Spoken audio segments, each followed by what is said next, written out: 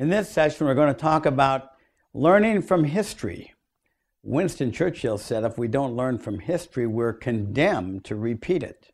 You know, there's only been 6,000 years of recorded history since the beginning of man.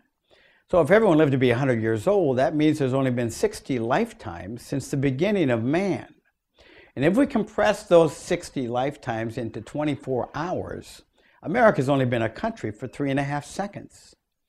But in those 3.5 seconds, over 50% of all the economic activities that ever occurred in the history of the world has occurred here in America.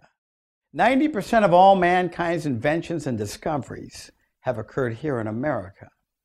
Now, what is it in America that's made us different than all the countries that ever existed since the dawn of time?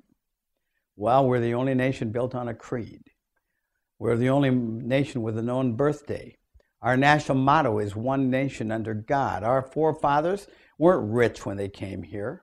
They indentured themselves into slavery to get third-class steerage on a sailboat.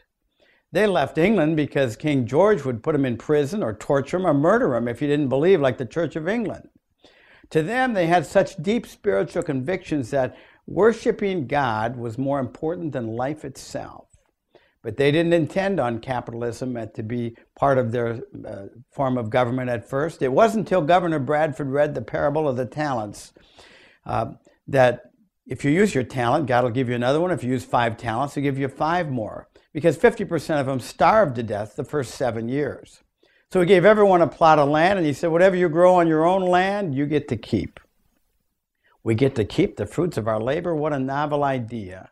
And it combined the principles of Christianity with capitalism and free enterprise.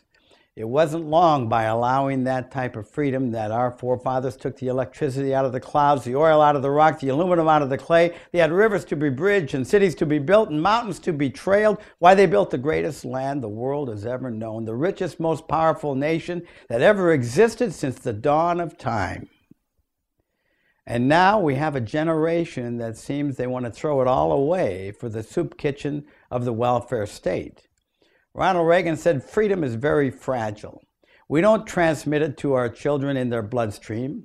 It must be deliberately taught and nurtured in the hearts and minds of every American, because it is never more than one generation away from extinction. And that's something to think about.